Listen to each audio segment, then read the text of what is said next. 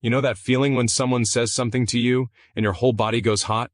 Your jaw tightens, your chest gets heavy, and before you even realize what's happening, words are flying out of your mouth that you can't take back.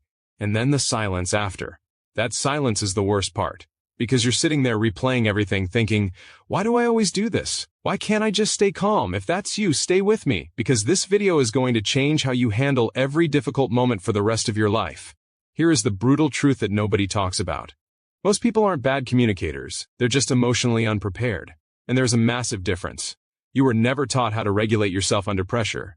Nobody sat you down and said, here's what to do when your nervous system is on fire and someone you love is pushing every single button you have. So instead, you learned by surviving. You learned by making mistakes. You learned by losing people, losing opportunities, losing sleep at 3 a.m, wondering why your relationships feel so exhausting. And I want you to know something. That is not a character flaw. That is a gap in your education. And gaps can be closed. Before I go deeper, I need to tell you something important. We have a program linked in the description below this video. Not everyone is going to be ready for it, and that's completely fine. But if you find yourself watching this and thinking, this is exactly what I've been missing my entire life, then you owe it to yourself to at least look at it. The people who act quickly are always the ones who change fastest. The ones who say, I'll do it later, usually don't. Just something to keep in mind. Now let's talk about what conflict actually does to your body. Because this is where most people get it completely wrong. When you feel threatened, emotionally or physically, your brain doesn't distinguish between the two very well. Your amygdala, which is the emotional alarm system in your brain, sends out a distress signal. Cortisol and adrenaline flood your system within seconds. Your heart rate spikes. Your thinking brain, the part that handles reason and empathy and measured responses, goes almost completely offline. You are now, in that moment, operating from pure survival instinct, fight, freeze, or flee. And this happens faster than you can consciously stop it. This is why you say things you don't mean. This is why you shut down and go cold when you actually wanted to communicate. This is why conversations that start about something small somehow end up being about everything painful from the last 5 years. Now here is what separates people who have done the inner work from people who haven't. It is not that emotionally mature people don't feel that heat. They absolutely do. The difference is that they have trained themselves to recognize what is happening inside them before they let it take over the wheel. That is the entire game. Awareness before action. Let me paint you a picture. 2 people are having the same argument with their partners. One person feels the familiar surge of frustration, and they lean into it. They match the energy, they get louder, they bring up the past, they say the sharp thing. The argument escalates. Nobody wins. Both people feel worse afterward than they did before it started. The relationship absorbs another wound. The other person feels the exact same surge, the same heat in the chest, the same tightening, but instead of reacting, they pause. Not because they're suppressing anything, not because they're a robot with no feelings, but because they have learned to create just enough space between what they feel and what they do, and in that space they get to choose. That space is freedom, that space is power, and that space is learnable. Research consistently shows that the average conflict, when not handled with emotional awareness, takes between 3 to 7 days to emotionally recover from in close relationships. 3 to 7 days of tension, of walking on eggshells, of that tight and horrible feeling in your stomach every time you're in the same room as someone. Now multiply that by every argument you've had this year. How much of your life is being spent in recovery mode? Now let me show you what emotionally mature conflict management actually looks like, step by step, in plain language. The first thing that happens is they feel the trigger, and they name it internally. Not out loud, not dramatically, but inside themselves they acknowledge, okay, I'm feeling threatened right now. I'm feeling dismissed.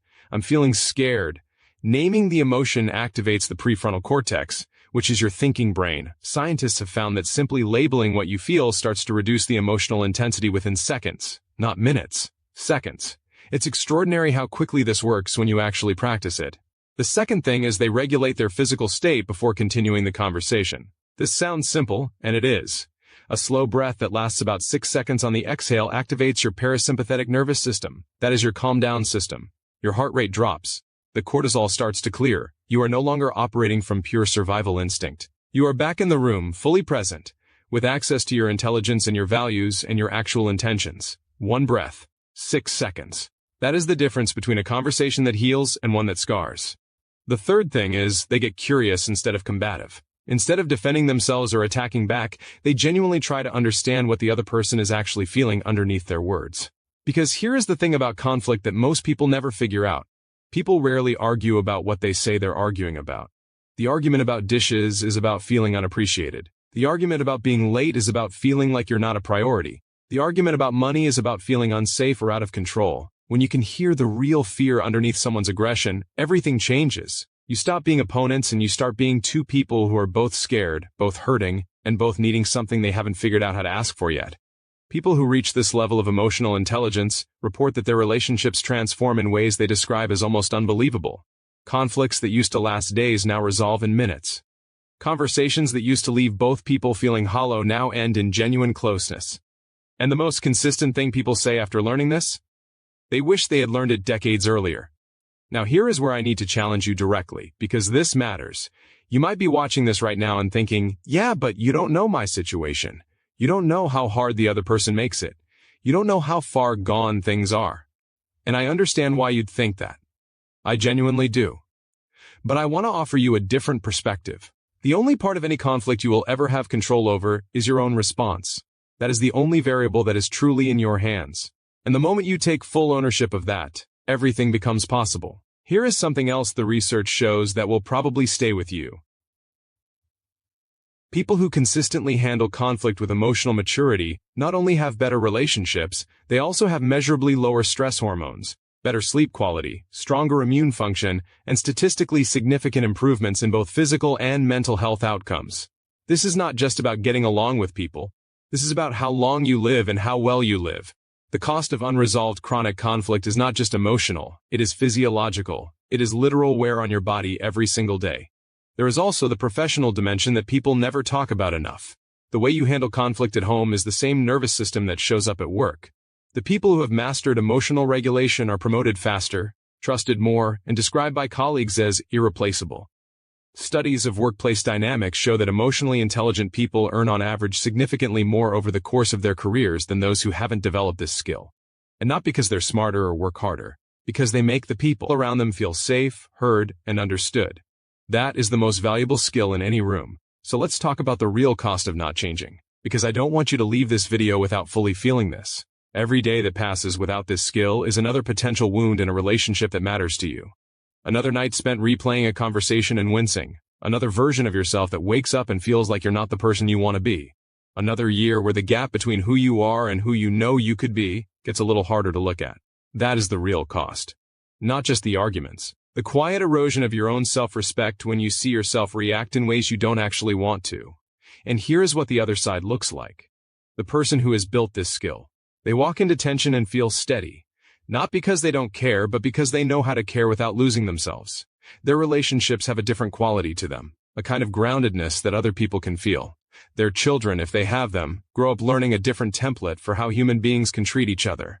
They carry less emotional debt, they sleep better, they actually like who they are becoming. This is not a fantasy. This is what happens when someone decides to stop surviving conflict and start leading it. Every single insight I've shared today is just the beginning of a much deeper body of knowledge that we have structured into a program you can find linked in the description below. Most people who come across this information nod their heads and move on. They think, I'll figure it out eventually. But eventually tends to look a lot like never. The rare few who act immediately, who decide that today is the day they stop being at the mercy of their own reactions, those are the people whose lives look completely different a few months from now. Not years, months. If something in this video has been pulling at you, that is not an accident, that is recognition. And recognition without action is just another missed turning point. The description is right there. Everything you need to take the next step is waiting for you.